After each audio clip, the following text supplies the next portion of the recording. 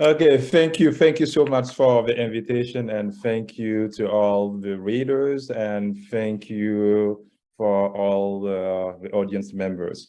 So, Loretta, I don't know how much, how much time do you have? Maybe you got at least a good 10 minutes. Work it out. You do you. I'll do me here, and we're gonna do each other. Okay, great. Okay, so yeah, this is Africans in Harlem. So I'm going to read from the preface so that I can give you an idea of how I came to this project, or maybe how this project came to me. So let's start. The inspiration to write this book, let me see if I have everything on. The inspiration to write this book was birthed in Harlem on a Saturday afternoon in fall 2015, a few months after I moved into the neighborhood from Boston. I was sitting in a cafe, working on materials for courses I teach at the City College of New York, when a double-decker tour bus of the type ubiquitous in New York City pulled up on the other side of the street. The tourists streamed in to get beverages before proceeding on the tour of Harlem. As one of the tourists stood by my table speaking on her phone, I overheard her saying that she was on a tour of a Jewish history of Harlem. I had never heard of a Jewish tour of Harlem, and wondered what landmarks and places they would be visiting. Many more questions entered my head that day. I wondered whether there are African history tour of Harlem. If not, should I consider creating one to put Africa in Harlem on the map of New York City sightseeing tours? What places would such a tour cover? Where is the history of Africa in Harlem?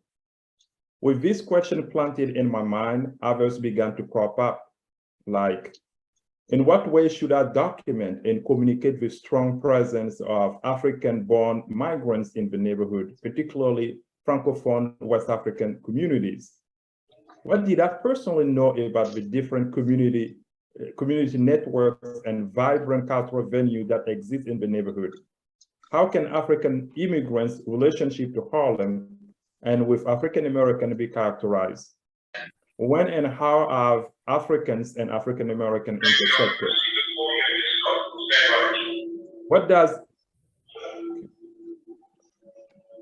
and how have African and African American intersected? What does Africa mean to African Americans in Harlem, as well as African immigrants?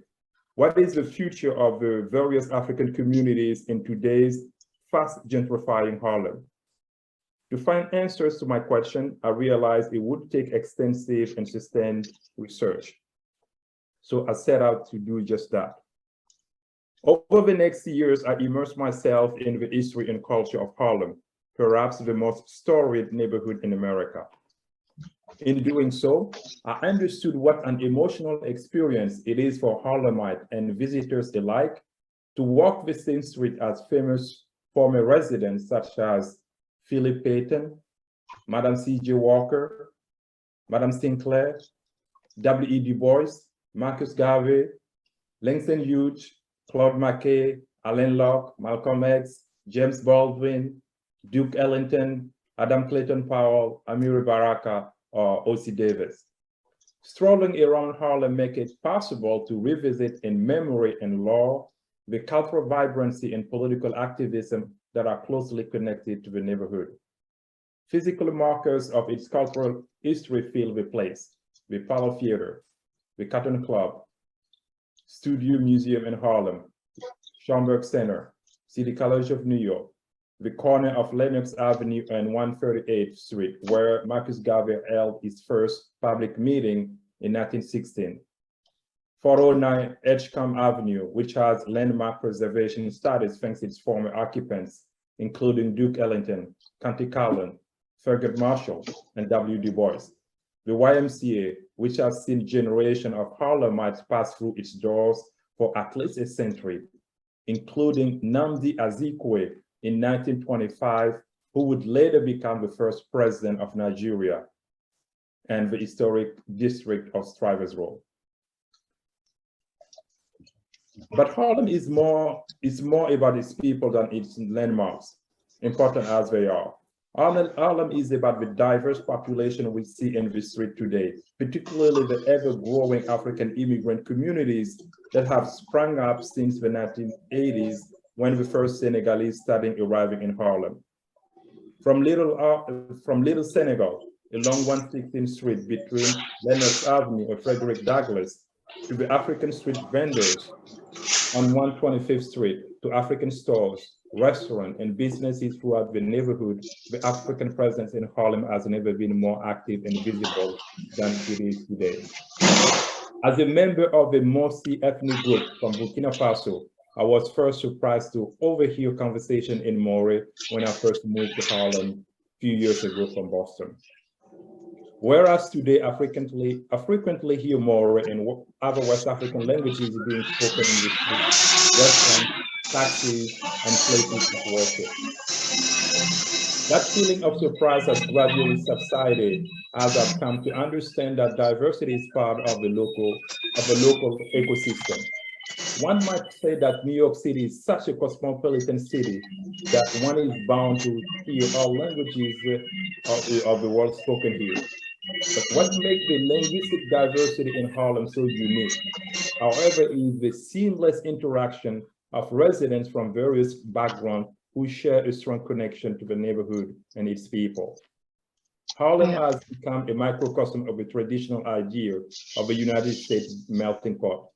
From its founding in 1658 as a Dutch farming community under the name of New Harlem, to its historical place as the mecca of Black culture and politics. The influx of different people from elsewhere in Manhattan over the centuries also has contributed to the area's diversity, as can be seen in Italian Harlem, Spanish Harlem, the Jewish history of Harlem, and also in high-rich immigrants moving to the neighborhood in the late 19th century. And also we have the West Indians in the early 20th century. Liquid. What kind of makes it? Dr. Natural? Dr. My own first encounter with Harlem. I'm sorry. Would everybody please mute? I'm sorry, Boukary. Everybody please mute. Somebody's breaking into the conversation. If you would please mute, that would be great. Thank you. I'm sorry for interrupting you here. Okay, thank you. My first encounter with Harlem goes back to high school in Burkina Faso, in literature and world history classes, where I learned about US history, particularly in the transatlantic slave trade and the civil rights movement of the 1960s. In my literature classes, I learned how the Harlem Renaissance inspired poets of the negritude movement, such as Leopold Sédar Senghor and Aimé Césaire. For both older and younger generation than myself, music, particularly jazz, hip hop, blaxploitation, and Hollywood movies serves as entry point into Harlem and the African American experience. The year 2019 marked the 100th anniversary of the Harlem Renaissance.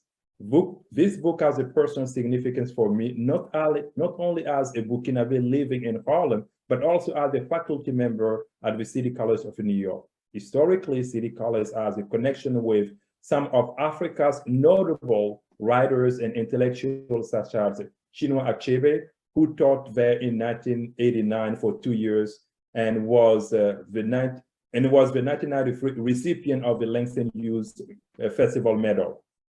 The Langston Hughes Festival, held annually at the City College of New York, honors highly distinguished Black writers, of which Wole Soyinka, James Baldwin, Toni Morrison, Amiri Baraka, Maya Angelou, Octavia Butler, and Walter Mosley are just few.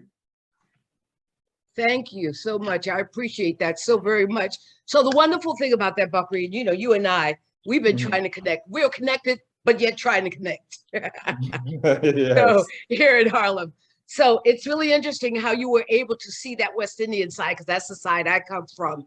Did you see an alliance or find any research in alliance in regards to the 20s when it came to, for example, the Garvey movement and African immigrants at the time? Was there alliance or a connection? Did you see any crossover?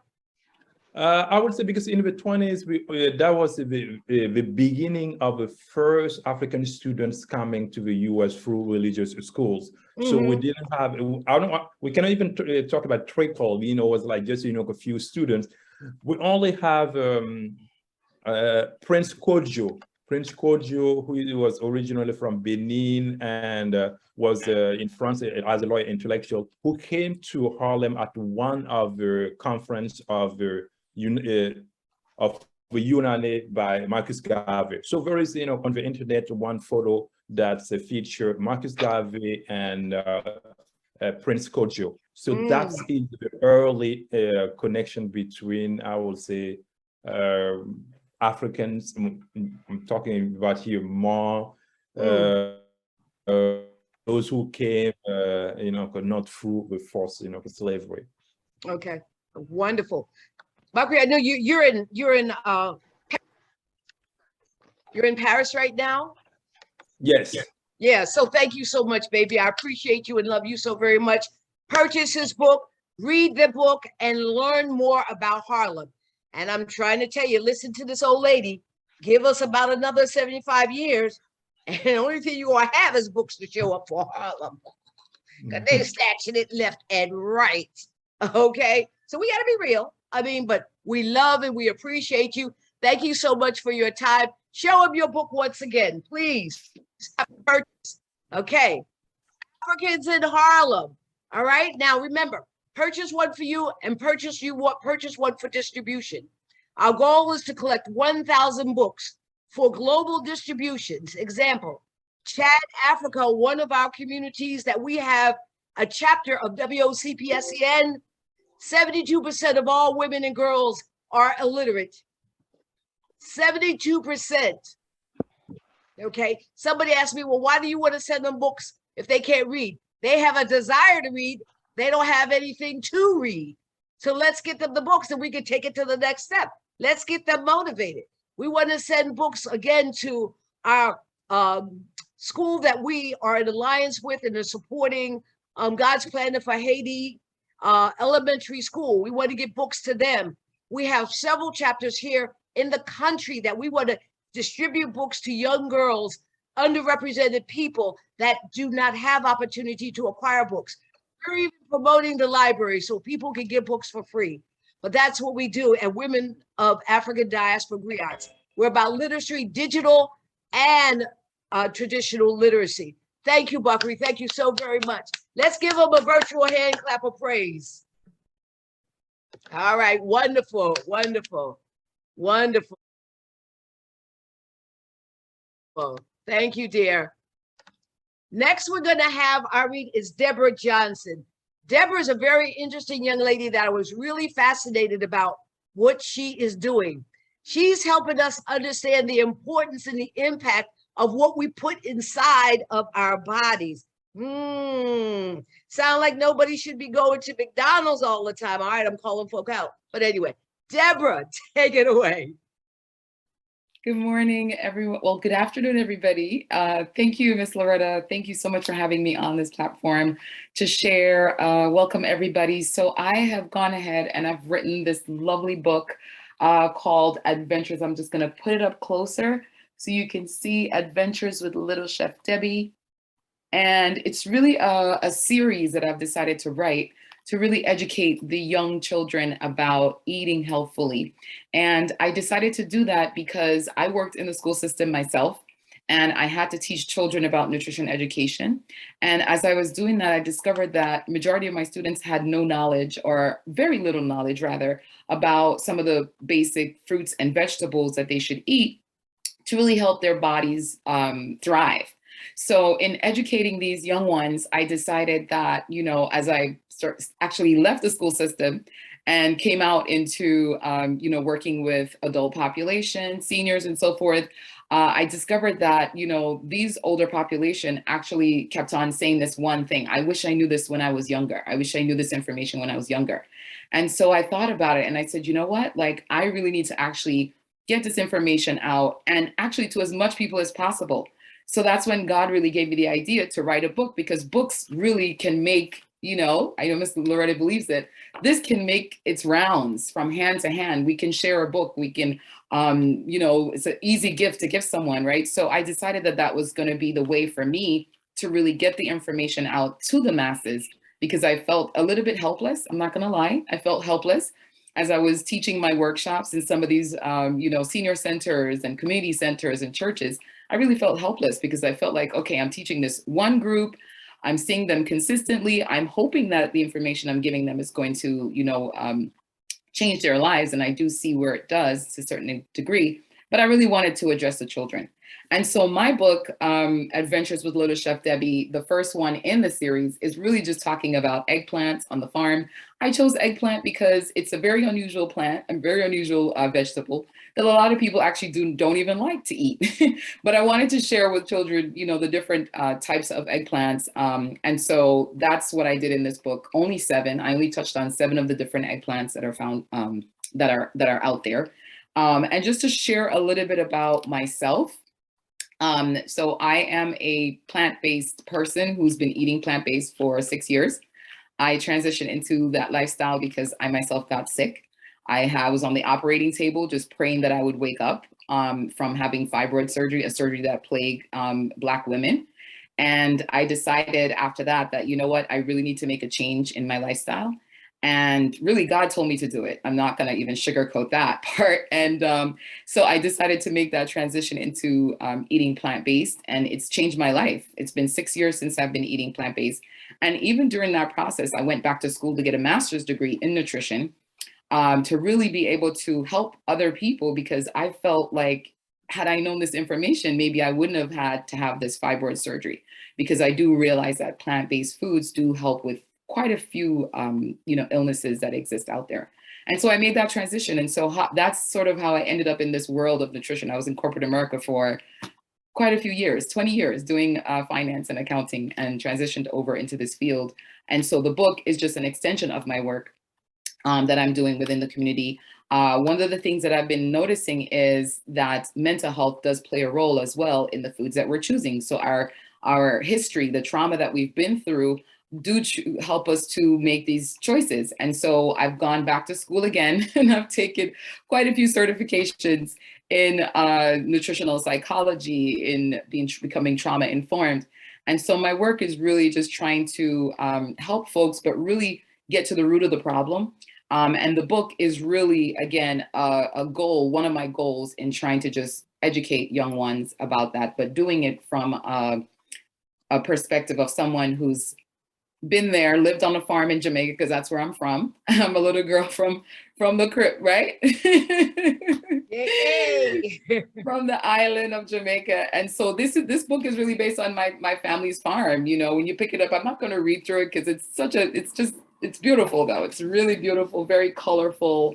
And I actually had someone in Asia do it for me, do all the artwork. But this is the farm that I talk about, Thompson's Farm, and that's my family's name. So I honor my family in the book, and just talking about, you know, what we had on the farm, my stories. And so this is one of many that's to come. And my goal is just to continue to inspire folks through my work, whether it be the book, you know, these workshops that I provide, to just make, you know, informed decisions to make a change. My company that I start is called My Temple Wellness. And it's based on a scripture that the body is a temple. And so that's sort of also one of my approaches. And so I could say a lot today. I'm not going to go on because there's so many layers about the stuff that I'm doing. But I really wanted to just focus on the book, talk about the book, and just share with you my passion for nutrition, my passion for mental health, and for trying to really help folks to live healthful, you know, long lives. Right. So thank you so much, Deborah. That's all right. That's a lot. And we appreciate you and love you for it. One of the wonderful things about this that is such a connection in what we're in alliance with. WOCPSCN is an alliance with the UN Sustainable Development Goals, and there are 17 goals. And the first one is based around nutrition, and about healthy eating, about food sustainability, the choices of food. And one of the things that's very critical about that, because we are women, we're the primary providers of selecting food, placing it in front of our children, in front of our family. I think it's very critical what you're doing. And this conversation will continue. Yes. Trust me, once I get my nails in you, I don't let go. I'm just saying. Well, I that's totally fine with me, Mr. Red. I'm very happy about that. Yeah, you're totally right though. Yeah, we're the ones who bring home, you know, go and purchase the food for the most part, right? We're the ones who are selecting these foods for our families, you know, for our children, our husbands, our spouses. And so it's super important for us to, you know, get the knowledge and also to teach our children, because the schools are not really doing that, really. And so that's the other reason I wanted this. I've placed this book in the hands of some principals. I've placed this book in the hands of some educators already. And so the goal is to really get this into schools. I'm working with Stephen Ritz in the Bronx, who actually is one of my endorsers on the back of the book. He's endorsed the book. And he has a Green Bronx Machine is one of his organization that does some great work in really educating children in, you know, in these impoverished communities, which is really a part of my focus as well, is to really address these children who do not have access, right? So the food insecurity issue is a real thing to me. I work with an organization in the Bronx called Northwest Bronx Food Justice Project. And with that organization, I'm able to really educate folks within, you know, communities that are just really lacking the knowledge and the education about, you know, food. So excellent. Now, make sure you give everybody information so they can connect with you. You can order the book through Sisters, but you can order the book through Deborah. Order the books. Order the books and donate so we can get the books out to the community members. Look at that. Little Chef Debbie. I like her. I like them colors up in there, you know. Thank you. The Jamaican colors. That's why I'm saying I'm liking them colors. So we thank you so much for your time. We know that your time is very valuable. We honor you. And we thank you so much for being a part of us. Thank you so much, Deborah. Let's give Deborah a virtual hand clap. Yay. Thank you. Thank you. Wonderful. Thank you so much. Thank you, thank you, thank you. So now, ladies and gentlemen, our next guest that we're very excited about her name is AniYaA. And AniYaA has a very interesting component in reference to developing thought. She is looking at the aspects of a woman's intuition. Now we know we got it. We know we got it.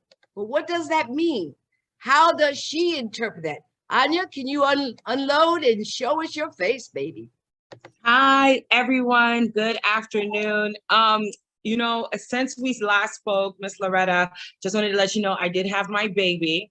So I'm not able to show myself, but I'm going to be here with you all. I'm feeding him now. Oh, okay. It's lunchtime. Okay, I got it. Yes, ma'am. Yes, ma'am. And he feed that baby. Lord, feed that baby.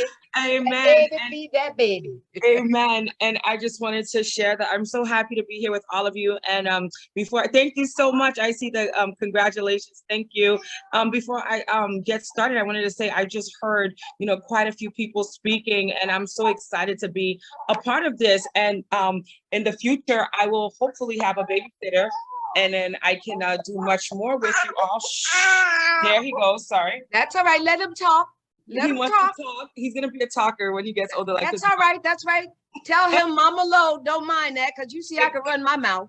Okay, and soon he'll be meeting you face to face, hopefully, and all of that. Well, I'll just share my story real quick, because I know he's gonna give me probably just a couple of seconds, just to let you all know, Ms. Deborah, I am in the Bronx as well. I would love to stay connected. My IG's there, and I'm gonna also try to add my information in the message box down here, so I can stay in touch with you beautiful people.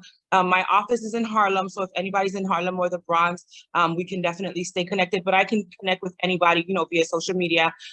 Real quick, I'm an author. I'm a TV personality as well as a radio personality. I've been featured on a number of platforms. My biggest platform is the Dr. Oz Show. And I thank God for Miss Loretta giving me this opportunity to speak with you all, because I initially connected with her in regards to my book, A Woman's Intuition, which was found on Amazon, but Amazon, it has been having these technical issues with my account and different things like that. So I will, again, stay in touch with all of you to let you know what we're doing and how you all could support, etc. And the reason I wrote the book, A Woman's Intuition, is because it's funny, Ms. Deborah was sharing about health issues and things like that. I have had physical, rare, debilitating issues, medical issues for 15 years, what you call a medical miracle. And I literally had a baby when all doctors said no. Every doctor had said no. I was too old. I was, first of all, I was on chemotherapy for a number of years. And from the day they put me on chemotherapy, these doctors said I would never be able to have children. And imagine living in a world with all your siblings having children and everybody around you growing and having children and families, and you've worked all your life. And this is my story. I worked all my life. I was an author, a poet, activist. You might have seen me on platforms with Reverend Dr. Al Sharpton. I'm under him with the National Action Network. You've seen me on, like I said, Dr. Oz. I have been on in the magazines in Harlem's magazine, newspaper, Amsterdam News.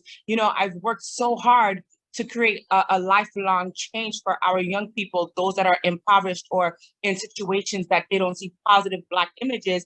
And that's where A Woman's Intuition came from, was one day just out and about and seeing that we as a Black people are so beautiful. And we utilize ourselves sometimes in not the best ways. And how can I bring light to our community? And how can I showcase what I've learned? And I just started writing, and I was a poet first. My mom always taught me to write out my thoughts and things of that nature. And I would just write little stories and things like that. And one day I just kept writing, and it turned into a novel. And A Woman's Intuition is a poem that's in the novel, but also in the book of poetry that I wrote, which is entitled A Woman's Intuition. And so when I connected with Miss Loretta, it was just a beautiful thing, because I wanted to be a part of a network of beautiful people, Black people, in a space where we could share our thoughts and talk and grow with each other. And it's funny because I see the United Kingdom here. I actually studied abroad in the United Kingdom as one of the only 2 Black students that was allowed to go on this trip that was fully funded by my university at the time. And I had to kick down the doors just for that opportunity. And I made sure another Black sister of mine literally could go with me, because I had been traveling back and forth to Europe most of my life with my family, but my Black sister was not allowed the opportunities because of racism, because of systematic issues and things like that that we were dealing with about 20 years ago. So it's funny, because all of those thoughts that I would gather and all of those little poems I put together, I put in a book during some of my most critical times, being in the hospital, not understanding why me. But in the end, I realized that God had a plan, and my plan was to go through this journey of 15 years of medical nightmares, of drawing blood, inconsistent tests, dying and coming back to life, just to share my story and also to empower others. Because had I continued the way I was going, which was money, jewelry, bags, traveling, not having any issues, I would have never sought the truth about life. I would have never connected with my sisters and brothers in a real, authentic and genuine way. And so with that being said, right now I'm a mother, which again is a miracle. And God only knows, thank you so much, Ms. Deborah, I see you clapping. God only knows that was the thing that, I was waiting for, right? And I had that woman's intuition to keep praying. I had the woman's intuition to keep giving. And here's the key. I kept giving to others, no matter what my test results said, no matter what the doctor's report said, no matter what was happening in my life. I would create these environments. I would create these events. If you Google me, or if you just go to my Facebook or Instagram, you see my Instagram there, the AniYaA Show. You will see some of my work. But if you go and follow me on Facebook, or send me a friend request on Facebook, AniYaA period, spelled out, with the period spelled out, we can connect through there. You'll see the years of work. When everybody said no, I kept saying yes to those that didn't have it, that couldn't do it, and I would just give. And so today I'm a mother, and I'm so thankful, and he's a big bundle of joy. And even in giving birth, the doctors are wondering how. So I wanted to encourage you all today, not just share my story, but I wanted to share and encourage you. And I don't want to get emotional, but I wanted to share this thought. No matter what people are saying out there, no matter what these results are saying, no matter what crisis you're going through, stay positive, stay amazing. Do not give up. And at the end of the journey, you'll see why you had to go through the things that you went through. And in closing, I just wanted to share, I'm working on a documentary right now. And that's why I wanted you all to connect with me. This documentary is about women's health, Black women's health, literally, and how we are at the bottom of the totem pole. Every time you turn around, it's a sister with the fibroids. It's the sister with the issues with reproduction. It's the miscarriages for me. It's the miscarriages. And so if you all want, I will put that link. It's on GoFundMe to connect with me and support. But you don't have to support only financially. You can support by being a part of the team and the process of sharing our stories and saying that as a Black woman, I'm tired of the doctors overlooking my story, my pain, my hurt. And that's the basis of the story that I'm putting together through this documentary. So it's basically Black women and our health disparities. Black women and our health disparities is what's it's entitled on GoFundMe. And again, I thank you for your time. The baby is fussing, but I can be available for questions and concerns, or just to stay in contact with all of you through social media. God bless you. And thank you again, WOCPSCN. I love the name. Thank you. Virtual hand clap, baby. Thank you. We send praises and blessings to the new life. We're excited for you. And I hear you. I hear you. Matter of fact, in October, we're having the Lena Baker Domestic Violence and Women's Health Summit. This year, you can go on the website and see, this will be virtual also, is We People That Are Darker Than Blue. We're basing it on Curtis Mayfield, 3 songs of Curtis Mayfield, the poet, the prolific, and how he had to address colorism, racism, and the politicization of who he was in his music, and how that affects us mentally and spiritually, how it tries to deter us from moving forward. But the devil is a liar. And can't stop nothing up in here. So I ain't worried about a thing. Amen. So thank you, baby. Thank you, thank you, thank you. I have the lady of the hour, our very own Jennifer Wilson. This is the founder of Sisters Uptown Bookstore, one of very few Black bookstores in the country that is still existing. Not the state of New York or the city of Manhattan or the borough of Harlem, but the country. Jennifer, we're so excited to have you. How you doing, baby? I'm doing wonderful. I am so excited to be here today. And Deborah, I didn't know about you, but now we're going to connect so that we can make sure we get some work done together in this space. It's an honor to meet you and to solidify with you the work that you're doing. We need that in our community. So I'm grateful. And this sister is just wonderful. She comes and the creator opens the way and she makes it happen. So I'm grateful to have the opportunity to meet you today. And I look forward to us connecting and doing more work together. Definitely. So the wonderful thing about this, tell us about this bookstore, this historic bookstore. Share your story. Well, about 22 years ago, I was a healthcare professional and I live in the community of Harlem, and there was no bookstores up in the community where I lived. So I went around to the existing bookstores in Harlem, Liberation Bookstore. I know everybody knows about that. Miss Una was there for over 40 years. There was a bookstore in the 125th Street Mart, Isis Bookstore. There was Black Bookstores Plus on 94th Street and Broadway, all Black women who were on their mission to bring our history and our books forward. So I went and sat at their feet to find out how could I bring that energy uptown in Harlem.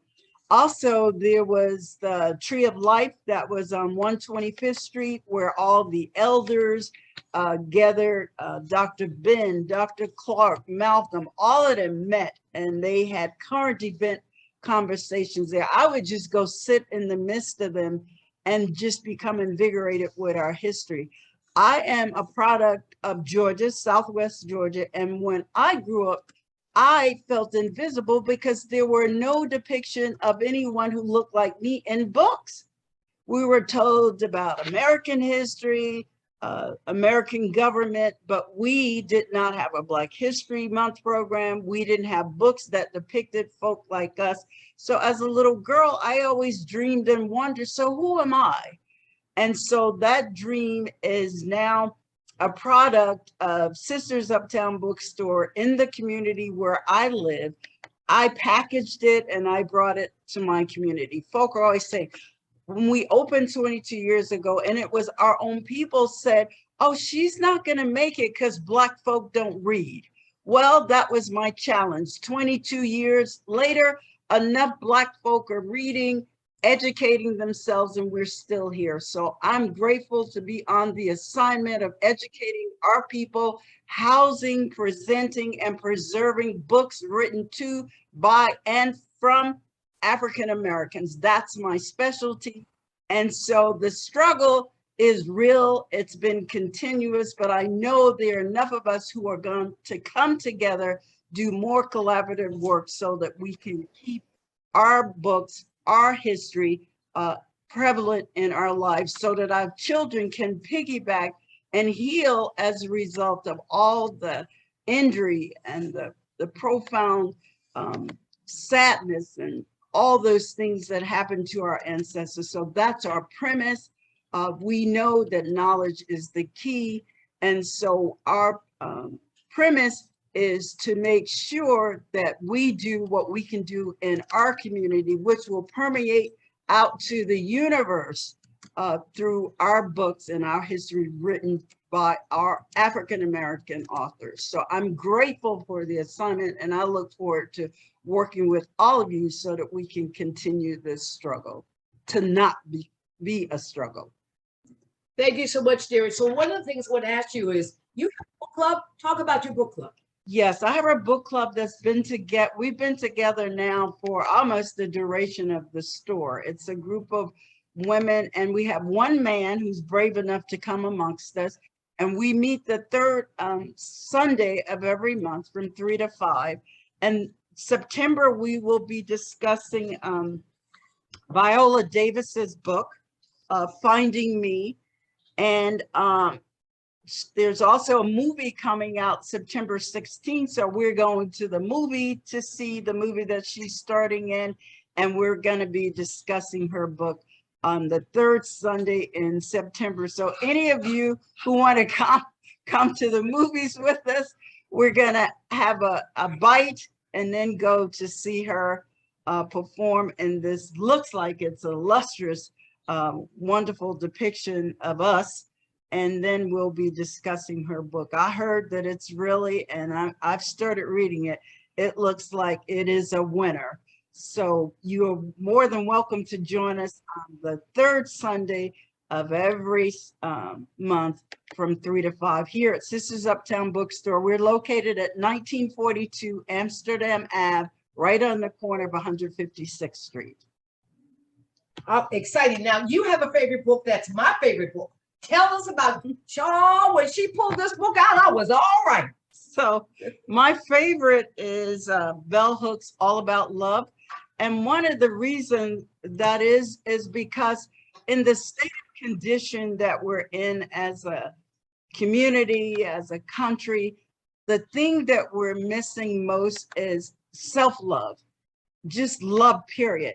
And I believe if we get back to basics and connect to self-love, healing ourselves and self-love, it's going to be the ticket that we need to free ourselves from all this bondage that we've been in for over the years. So Bell Hooks is superb in her books, and the language and the literature has been left here for us. And so I think reading is the most prolific way that we can ever connect to ourselves as a people and our spirit and free ourselves.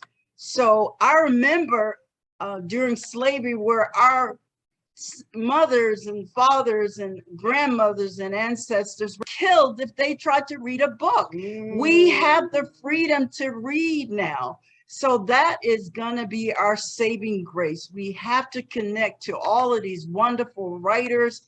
For all of us have a story. All of us have books inside of us. So God, thank all of you. I thank all of you who've taken the courage to open your spirits and write, because that is what's going to free us from this bondage that we've been in for years. So hats off to all of you that have written, new authors, from our past, authors from our future. We're grateful for you. So we do this for you. So let's connect so that we can get our history and information out there.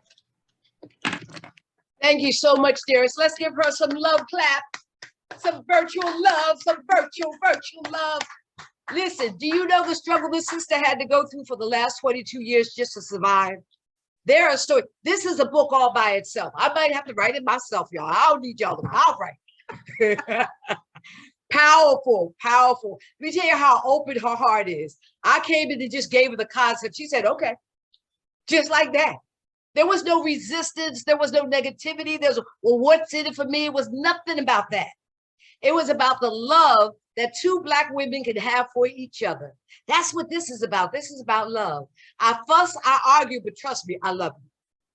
I argue with you because I love you. If I don't say something to you, uh-oh. So let's continue to share that love as we move forward. Thank you, all of you, for coming on. We're going to continue this relationship and keep working this program. All right, listen, let me tell you how good God is in love. My authors are showing up and I didn't get an RSVP back. I was getting nervous. I said, Lord, now look, I done got all these people posted. They said they would, and they didn't confirm. And I don't know what I'm going to do. You know what? He answered prayer. They all want to answer to God be the glory. But anyway, amen. So our next author is going to be Shauna. Now, Shauna's very interesting. I met her at the, what's that? The Harlem Literacy Festival. Yes. And what was fun about this, she got this cute little girl book. I said, this is so cute. I said, I gotta have you on here, baby, because this is cute. Shauna, take it away. Hi, everyone. My name is Shauna J. Grant. I was born and raised in the Bronx, and I currently reside in upstate New York. And I'm going to read a little excerpt from my debut graphic novel. It's published by Scholastic, and it's called Mimi and the Cutie Catastrophe. It's really great for kids 6 to 8 years old, especially if they're learning to read by themselves. And it's about this cute little Black girl named Mimi who wants to prove that she's more than just cute. So I'm going to read you a little bit of that today. Okay. Chapter 1. Lee, Jan, Mimi, it's morning. Oh, yay! It's a nice day, Penelope. It is, sure is, Mimi. It's time to play all day. Bounce, bounce, bounce. Teeth all clean, pigtails in, and now for the best part. That's right, just say the magic words. Twinkle, twinkle, la-la, dress up into my favorite sparkle, sparkle outfit. Yay! Feeling cute? Super cute. Mama, we're going to the playground. Hold it. Bump. At least eat a little something. Yummy. Thanks, Mama. Munch, munch. Come on, come on. Have fun, you two. Stay where I can see you. Okay. And don't get that cute outfit of yours dirty. Who cares about things like that? Do you have it, Mateo? Yes, Poppy. Mateo, Mr. Mateo's dad. What are you doing? Hola, niñas. I brought my old comics out of storage. We're taking them upstairs. Yeah, and I'm helping. Ooh, we can help. Yeah. Aw, it's so cute of you to offer, but don't worry about that. But here, have a comic. You'll both enjoy this one. Oh, thanks, Mr. Mateo's dad. Come on, Mateo. Yes, Poppy. I'll hold it for you, Mimi. Promise I'll play as soon as I'm done, okay? Okay. Cute of you to ask. What's that supposed to mean?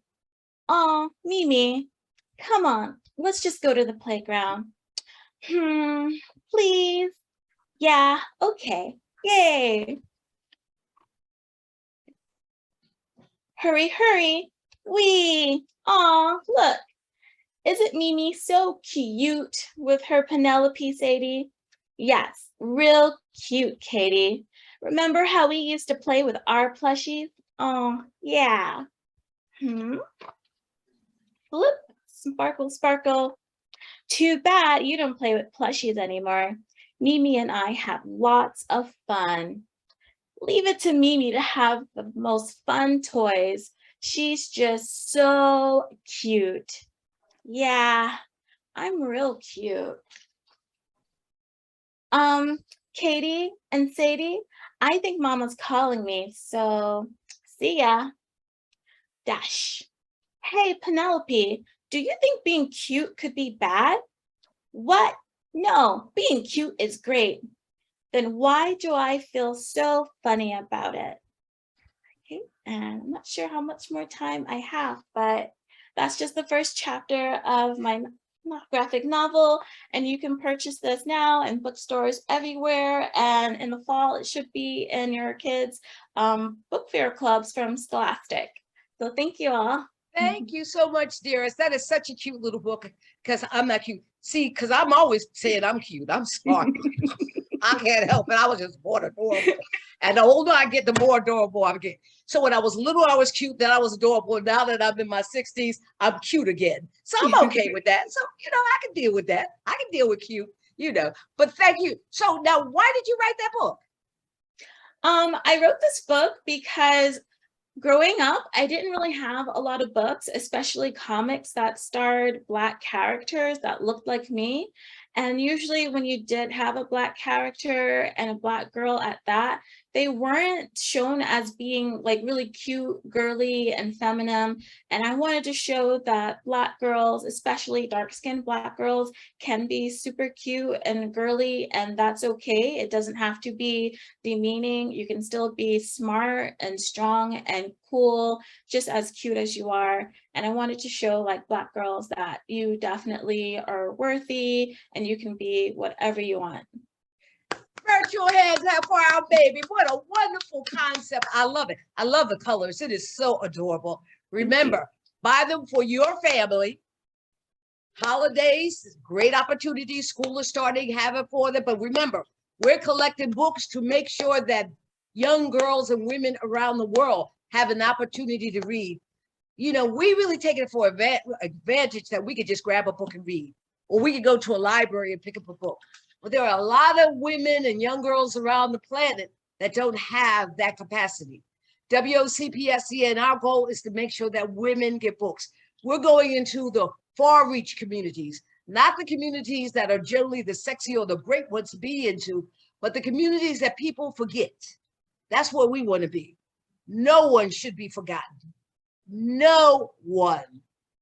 And that's where I'm at. So, okay, I'm gonna stop preaching. All right. So I am so excited.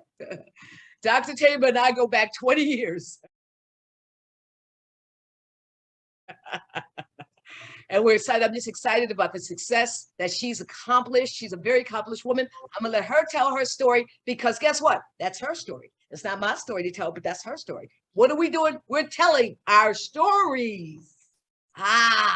Because they always want to silence us. I'm not good at silencing, so they got a problem with me. But anyway, Dr. Thema, it's all yours. Thank you so much. Good morning, good afternoon, depending on where you are. I'm in Los Angeles, and I am so grateful for the invitation and to be in this circle of sisterhood. And thank you so much for the prior book. That was amazing. I love to hear it and see it. So beautiful. And thank you, sis, for your energy, for your spirit, for your heart, for creating sacred space, both in person and virtual.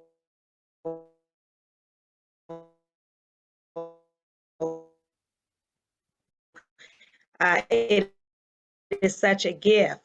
So I'm an African Methodist Episcopal Church, and this past year I was campaigning and was elected. I'm president-elect for the American Psychological Association.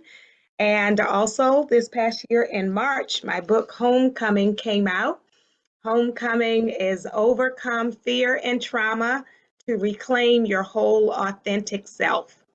Overcome fear and trauma to reclaim your whole authentic self.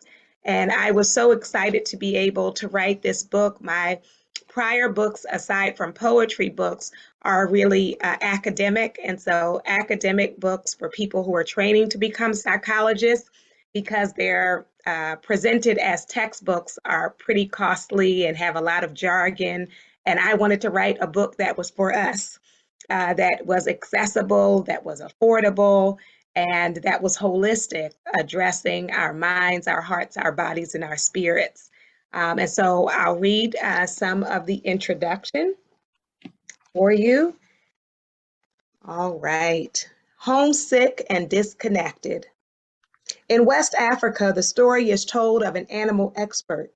This expert knew every animal in the bush. In America, you say forest, but the real word is bush. One day, as this expert was walking, he passed a farm. In the back of the farm, he saw so-so chickens. And in the middle of the chickens was an eagle. The man was vexed to see the eagle acting like a chicken. He went to the front of the farm and he knocked on the farmer's door. He said, bop, bop. In America, you say knock, knock, but the real sound is bop, bop. The man inside say, who that? The man outside say, that me. You may open the door and see. The farmer opened the door and said, what your business here?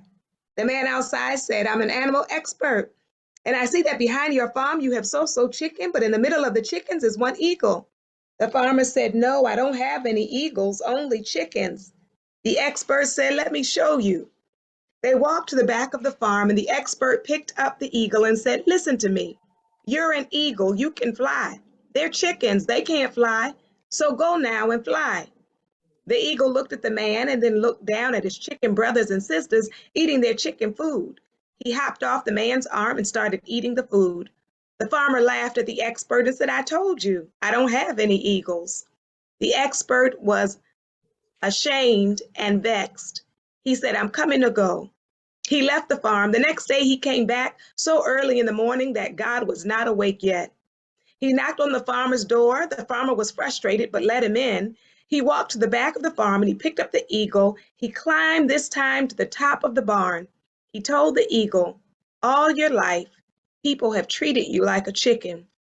They taught you to talk like a chicken, eat like a chicken, and think like a chicken, but you're not a chicken. You're an eagle. You can fly, so fly. At that moment, the sun started to rise. The animal expert said, you see how far that sun is? You can go there. Now fly. The eagle thought, this man will come bother me every day until I try this, so let me try. He stretched his wings, and my people, you have never seen such a beautiful sight. The eagle flew toward the sun, and the farmer never saw him again. The eagle made it home. He made it back to the truth of who he was. This is homecoming. I wrote this book for all of you who at different points in your life have found yourself living like someone you are not. You may have started acting different because of how you were treated or what other people told you about yourself or how you saw others acting. You have not felt comfortable or safe enough to truly be yourself or to feel at home in your identity. The recognized and unrecognized traumas of your past may have taught you to hide your gifts and your voice in order to survive. This book facilitates your journey back to who you really are, so you can own your full identity and fly. As a psychologist and minister, I enter into spaces where people have been wounded when others have tried to define, limit, or erase them. Yet I see people as so much more than the sum of the injustices and invalidations they have faced. In writing this book, I have the same hopeful conviction that you can heal the wounds of your past and journey back home to your authentic self. I wrote this book because I believe each of us can live more connected and in tune with our authentic selves.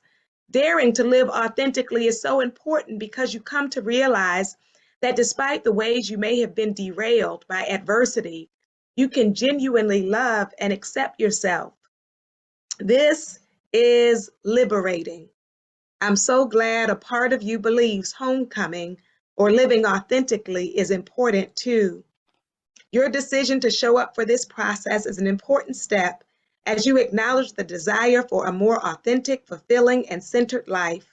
A centered life is one that is grounded in your core values rather than changing based on the most recent trend, compliment, or outside expectations. I invite you to take a sacred breath. Inhale in through the nose. Exhale out through the mouth. In this moment, as we start the journey, give yourself permission to become aware of the ways you may have lost sight of yourself. Homecoming begins as you set an intention to reconnect to yourself, to acknowledge and heal the dissociation so you can be yourself again or for the first time. The stress and trauma of life may have disconnected you from your sense of self, your confidence, and even your thoughts and feelings. As you heal and grow, you get to a place of appreciating and honoring yourself in mind, body, heart, and spirit. I invite your soul to tell your heart, mind, body, and spirit, welcome home. Oh, hallelujah. Hallelujah. Yeah. Hallelujah. We are worth the trip. We are worth the trip back to ourselves. Yes. We're getting beautiful comments. It was lovely and lovely. It's a beautiful book. It's a book that made me cry. I did because it resonated to my spirit. It made me to release some stuff that I didn't even know was there. I didn't know it. Right. Nobody told me how to release it. And it became a part of my being to the point I expected to keep it. And I thank you so much for that book. And I've been sharing it. That book. Child, don't start me now. Don't just start me. We can have church up in here. Amen. That is a powerful book, Dr. Thema. And I appreciate why you wrote it. So we, the lay, can understand what we're feeling.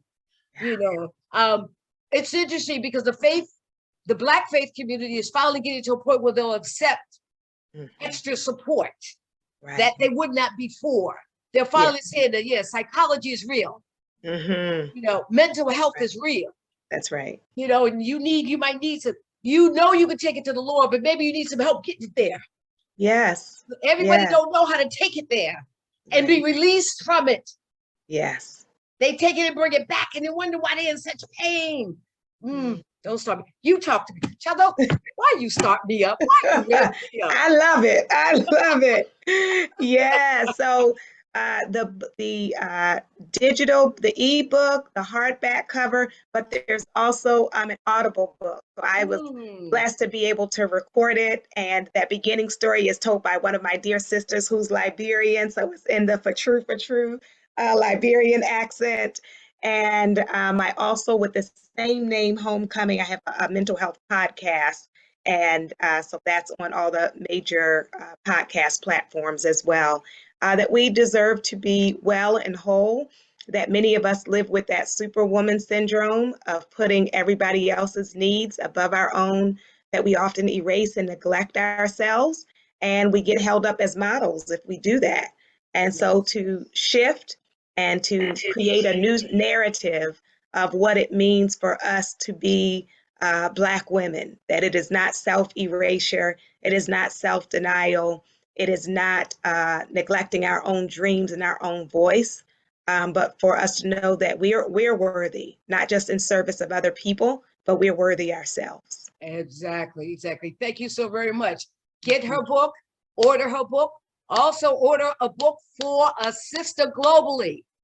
Okay, order it globally. You can send it to the address on our website. So we're in alliance with our bank. Our bank is to the point where I'm going, baby, I'm gonna send y'all mail. They go, all right, Mr. Better, we'll take your mail. They can't tell me no, because I ain't gonna accept no. So they might as well just accept my mail. So they know books is coming to the bank. So to God be the glory. So you can send it to, you know, you can order here. It's me and my sister here, Jennifer. We have an alliance where when the books are ordered here, what we're doing is we're shipping them out. We're shipping them out. We're shipping them out. So please order, support us in this capacity. Dr. Tabor, thank you so very much for your time. I know you're busy. I know what you're doing. And, but I'm so glad to be with you. Thank you. Thank you so much, dearest. Thank you. Thank you. Thank you. All righty. So our next guest, virtual clap, virtual clap, virtual clap, virtual clap. There we go. Virtual clap. Dr. Malika is next. And sister girl Malika has written 2 books. She's going to share with us what does it take to kick that Ph.D. Because it ain't easy getting that Ph.D. You know, we see this doctor in front of folk, they go, oh, they ain't do nothing to get that. Listen, us sisters go through twice as much drama to get that Ph.D. Not only is it a financial burden, a physical, psychological burden, but it's just a burden when the dominant don't understand our voice and don't want to hear our voice and tell us that our voice is inadequate or inappropriate. How do I know that? Because I went through that. I had to tell a couple of folk off that had previous PhD, didn't look like me, going to tell me that what I write is not valid. How you gonna call me invalid? You ain't got my experience. Come on. But anyway, Dr. Malika is all yours. Thank you. Can you hear me? Yes.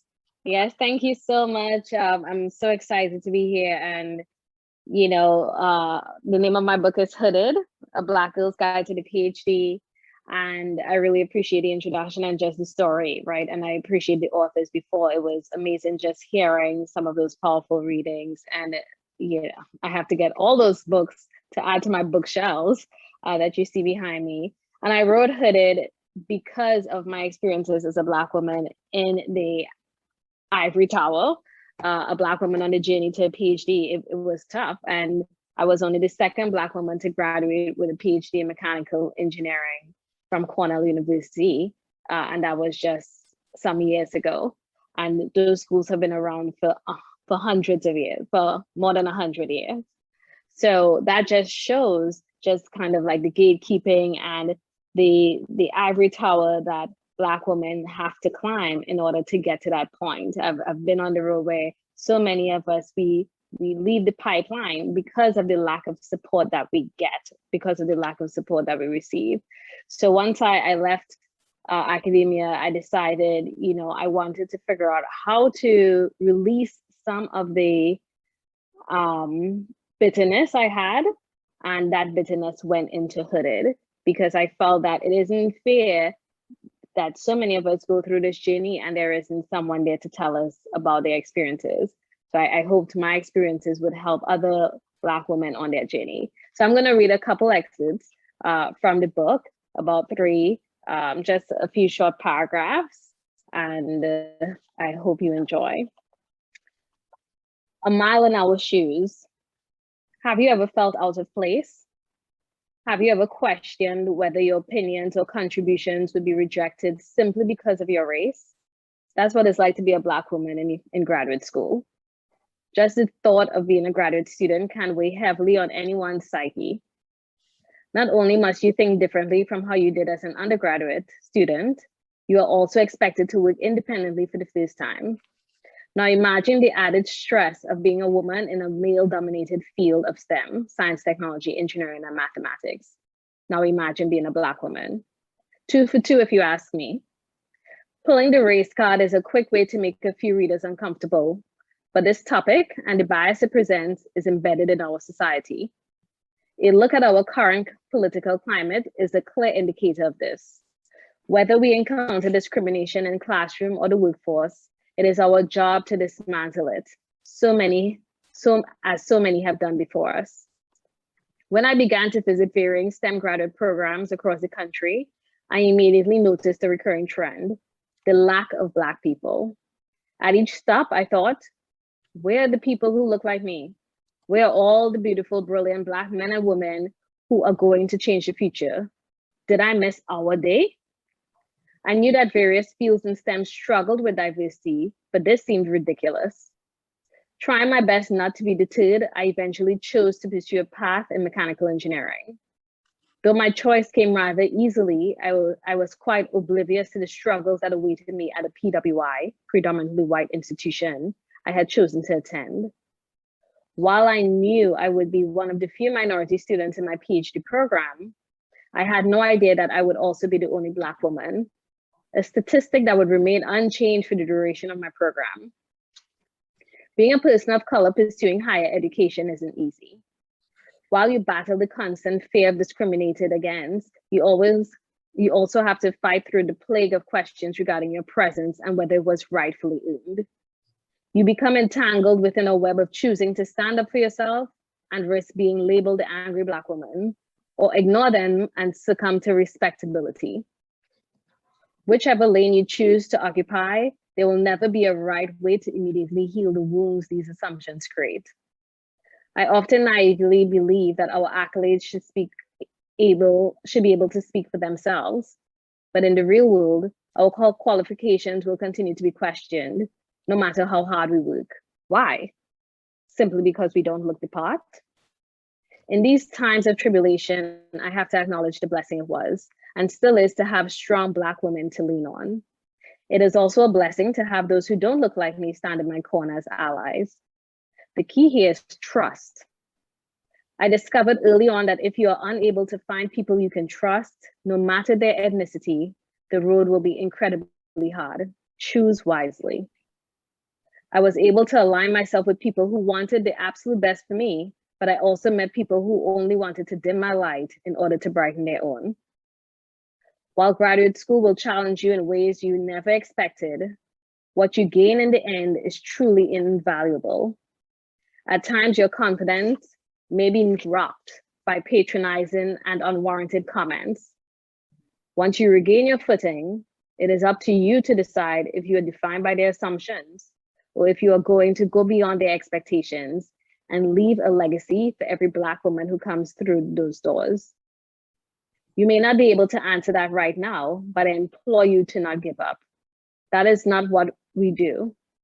Dr. Rebecca Lee Crumpler didn't, nor Dr. Sadie Tanner Moselle Alexander. As you embark on this journey, find comfort knowing that you are in the company of extraordinary women.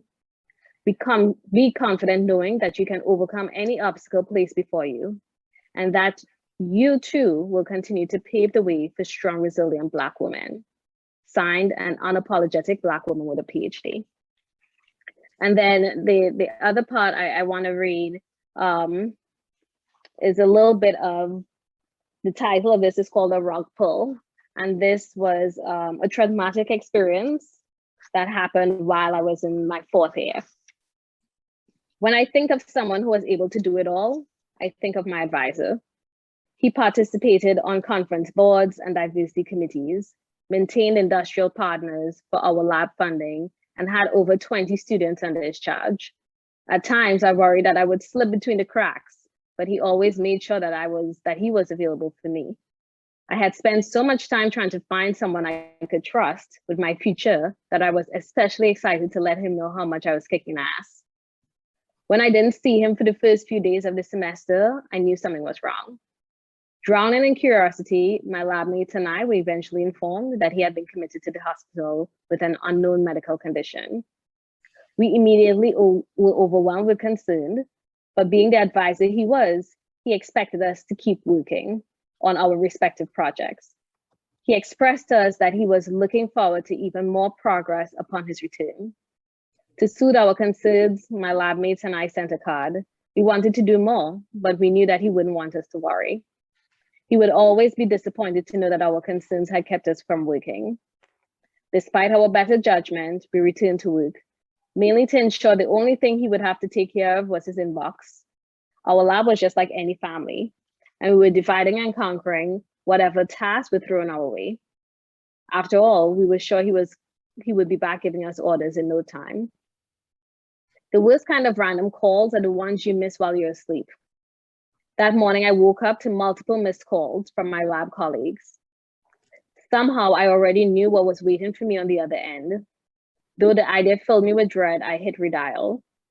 As the phone rang, I wished that there would be no answer, but my stomach lurched when I heard my lab colleague's cracking voice on the other line.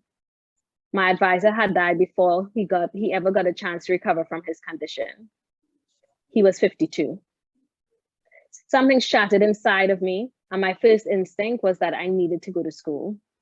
I strongly believe that timing is everything, and my aunt had just started her visit with me the day before. She didn't know it then, but her presence kept me from truly spiraling in that moment. I barely made it to the front door when reality finally hit me and I collapsed. In times of tragedy, we try to gravitate to the people who understand how we feel because they are feeling the same way.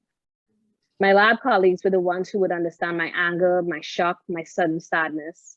I went straight to the lab, and as if we were all thinking the same thing, my lab family embraced. And though this gesture had begun to pull me from the pits of the pain I felt, I needed more. I needed my tribe. These were the people who understood just how hard I had fought the system as a Black woman, just to find someone I trusted, not as a mentor, but as a sponsor. He was someone who I knew had my back, whether I was in the room or not. And my tribe was waiting for me when I walked into the campus offices that supported minority engineering students.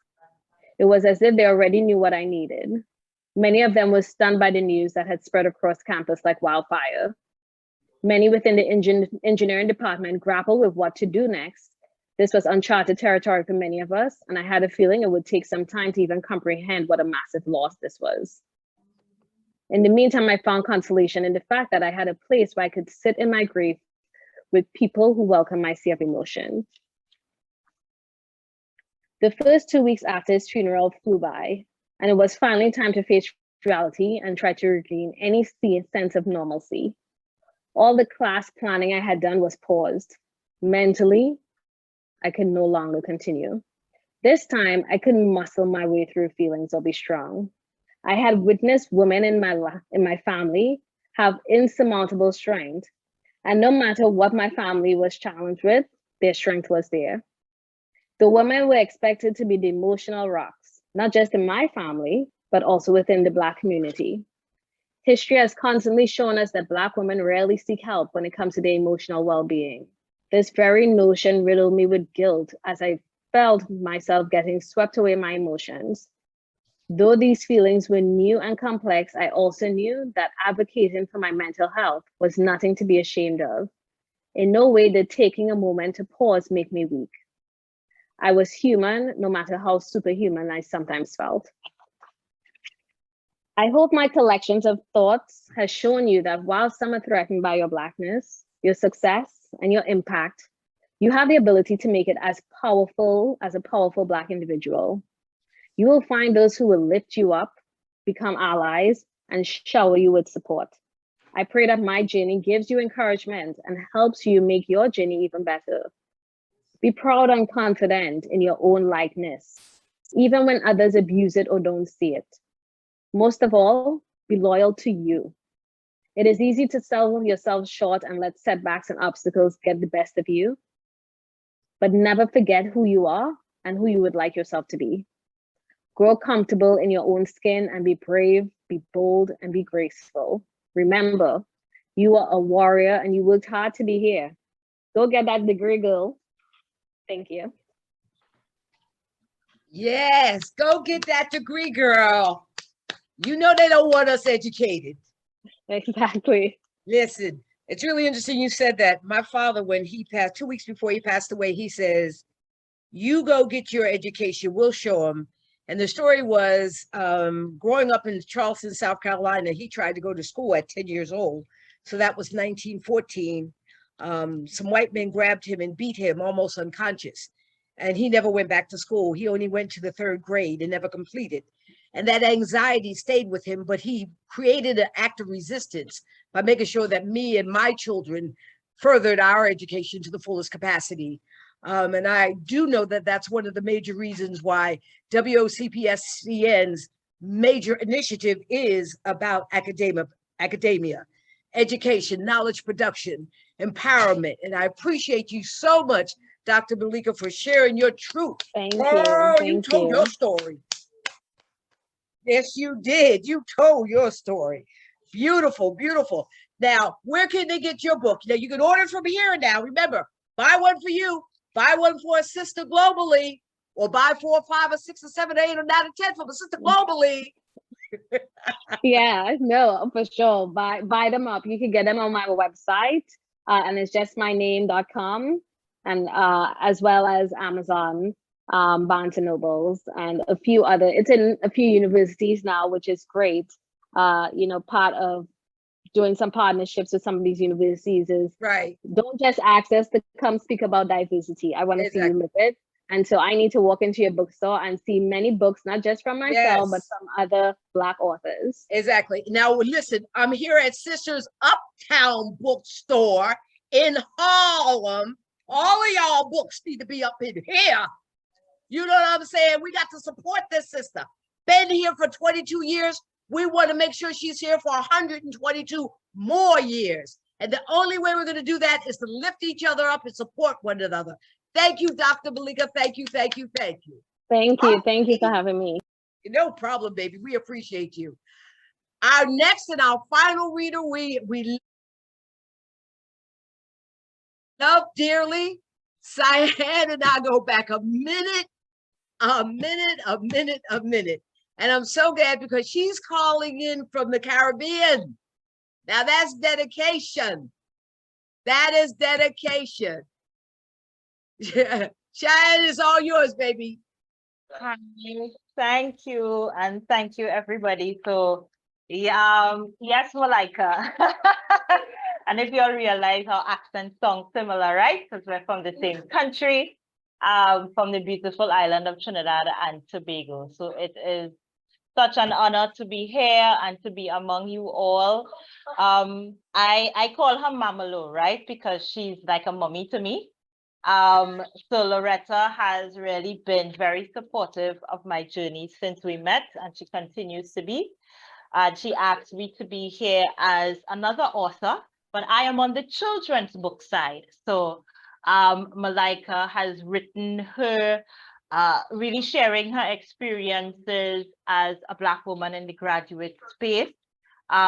She was at Cornell. I spent a little bit of time at Cornell as well, not on the academics really, but more on the professional development side. And so I was really happy to hear about her while I was there. I was like, hey, a fellow Trini here, man. I have to meet who that is.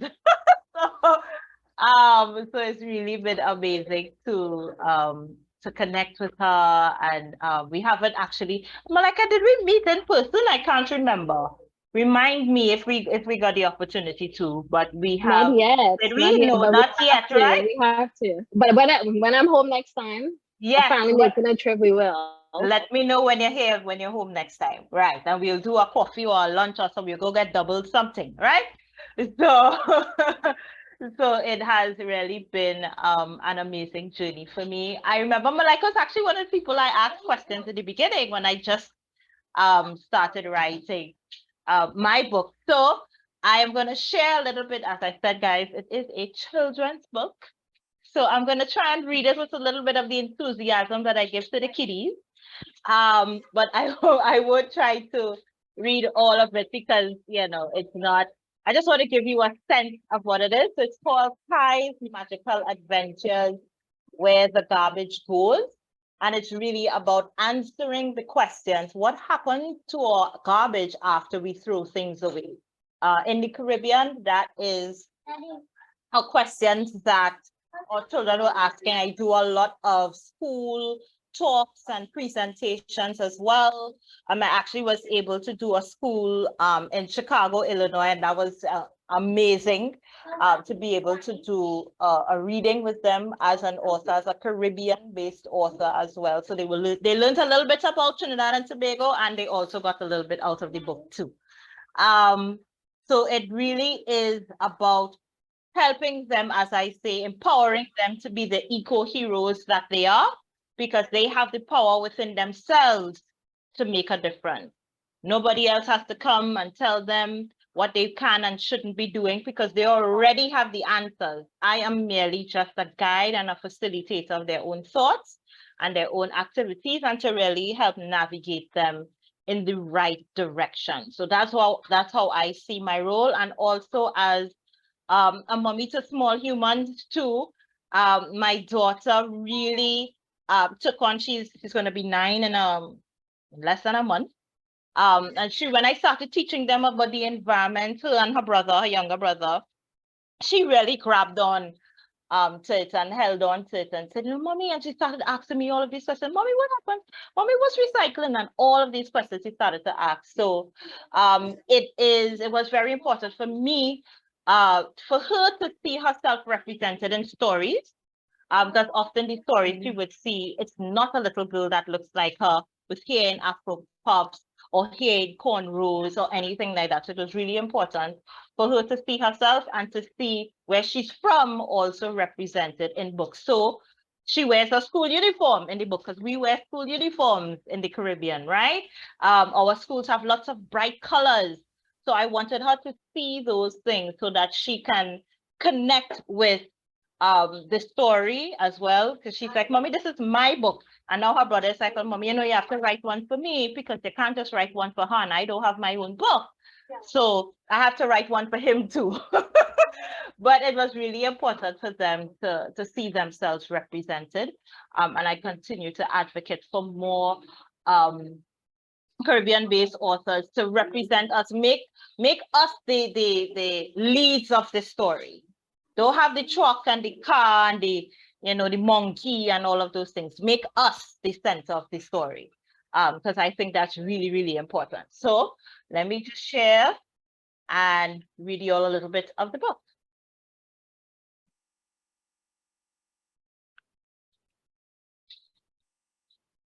Right, so Kai's Magical Adventures, Where the Garbage Goes. Everybody's seeing it, right?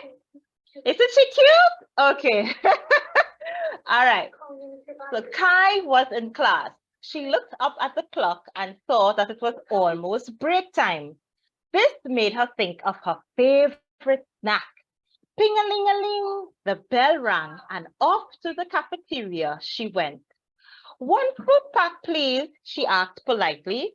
"Here you go, sweetheart, enjoy," the shopkeeper responded. Kai was excited. She quickly opened the wrapper and took one of the delicious fruit gummies. One after the other, she popped the treats into her mouth until the pack was empty. Soon her snack was finished, and all she had in her hand was the wrapper. The gummies were awesome while they lasted, so she didn't mind.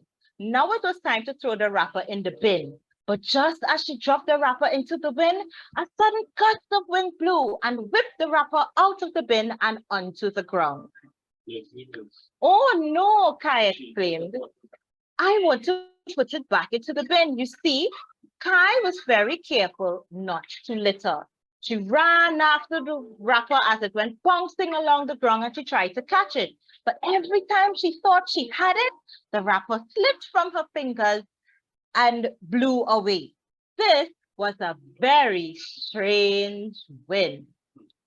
Then the wrapper went over the wall out of the school and onto the pavement outside. Kai couldn't believe her eyes. She looked around quickly to find something to reach it. She saw, a long stick. This would help her to get the wrapper back. She picked up the stick and tried to reach the wrapper. She tried to pull it back through the fence so she could put it in the bin. She tried and tried and tried, but it just didn't budge. What am I going to do? She thought. Just as Kai was thinking, aha, let me get a longer stick, the school bell rang. Break had ended and now she had to return to class. Kai was heartbroken. She had to leave the wrapper on the ground. She remembered what her mommy had told her about putting garbage into a bin. But this wasn't her fault.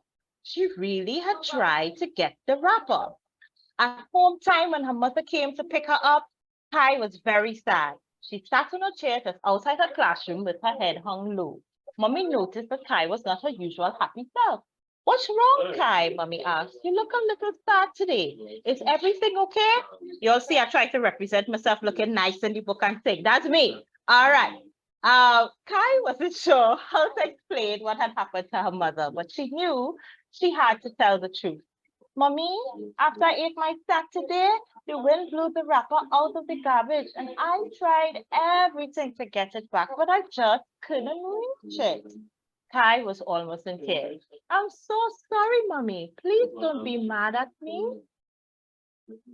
Kai stopped walking and looked down at her shoes. She couldn't look her mother in the face, but Mommy knew Kai had tried her best, so she stooped down and gently turned Kai's face towards hers. It's okay, Kai. Don't be so sad, her mother explained. I know you tried your best, and that's all I asked of you. I am glad that you tried to get it.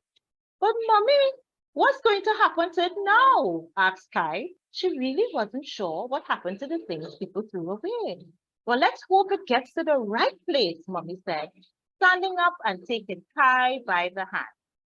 Kai didn't feel so sad anymore, but she kept thinking about what her mommy had said. At home, Kai changed her clothes and had a bath. She had dinner, she brushed her teeth and climbed into bed. When Mommy came to tuck her in, Kai was still thinking about the wrapper and where all the garbage went after people threw it into the bin. She listened to her bedtime story and said her prayers before Mommy kissed her goodnight. I really hope the wrapper got to the bin somehow, Mommy, Kai said as she snuggled under her blanket. I hope so too, Mommy said, turning off the light and closing the door behind her. When Kai fell asleep, she began to dream about what had happened that day. Then she heard a voice say, hello. Suddenly she was in the playground at school, but no one else was around. The only thing she saw was the wrapper. The wrapper was talking to her. Hi, I'm Wendy. Nice to meet you, the wrapper said. Kai was surprised, but she wasn't afraid. Hi, Wendy. I'm sorry I couldn't put you back into the bin today. That's okay, Kai. I'm here to tell you that you put me in the right place. It was the wind that blew me on the ground. I know you tried your best. Then Kai thought for a moment. She still didn't know what happened to garbage after going into the bin. Maybe she could ask Wendy. Wendy, do you know where garbage goes after we throw it into the bin? Of course I do. Want to go for a ride? I could show you. Kai got excited. I love that.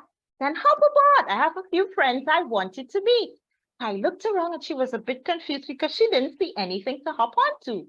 Then in the blink of an eye, Wendy transformed into a beautiful magic carpet with fancy gold edges and bright, beautiful colors like pink and yellow and orange and green. Kai hopped onto Wendy and away they went. So this is the part that I actually do stuff with the children, right? So I tell them, hop onto the carpet and let's go for a ride. So they swished and they swayed and they dipped through the trees until they landed at their first stop. Kai, let's go meet Melly the mango. Where are we, Wendy? But before Wendy could answer, Melly jumped in with a singing voice and said, well, hello there, Kai. You are at my home. And vegetables and leaves and branches come here to be made into something called compost. Compost? That word was strange to Kai. What's that? Compost is what you make when you put all the leftover peels and skins from your kitchen together with things like grass and leaves from your yard. When you leave it to mix for a while, it changes into something that can help your plants grow strong and healthy. Wow, that sounds hard to do. No, it isn't really hard, but you have to ask your mommy and daddy to help you. Melly said, time to go, Kai. Okay, nice to meet you, Melly, Kai said as she waved goodbye. And then Kai hopped aboard Wendy and off they went again. They swished and they swayed and they dipped through the trees until they landed at their second stop. Hi, JJ, this is my new friend Kai. She wants to know what happens to garbage after people throw it into the bin. Hi, Kai, I'm JJ, came a soft reply. JJ wasn't as loud as friendly as Melly. He looked thoughtful and serious. Do you drink juice from a box sometimes? He asked. Yes, I do, Kai replied with a smile. I love apple juice, but I'm a juice box like your apple juice box. We're called Tetra Pak. When you're done with us, we end up here at a recovery factory where we get washed and made into new boxes. Oh, is that what you call recycling? Yes, that's exactly what it is. JJ was happy that Kai knew about recycling. So I will stop reading there. You'll see I have just as much fun as the little ones while I read, as they enjoy the story. So it's really about teaching them all the different things that happen to their garbage, what goes into the bin, what gets turned into compost, what should be recycled. And the thing is, in the Caribbean, we don't get to practice a lot of that. So what I did is start teaching them about the things that we can start doing with our waste, even though we don't really practice it in just as it is in the US or in other parts of the world just yet. So it's to really get their minds accustomed to doing things like this, so that when they become adults, they already expect these things. So yes, that is. Thank you, baby. That was so cute. That is an excellent way of teaching. Now, what's really interesting, you and all the other authors, you're working your thoughts around UN Sustainable Development Goals. Go to our website, read about how we participate. All our initiatives are the underpinning of the UN SDG. There's 17 goals that they want to accomplish by 2030. We're going to support them in that desire.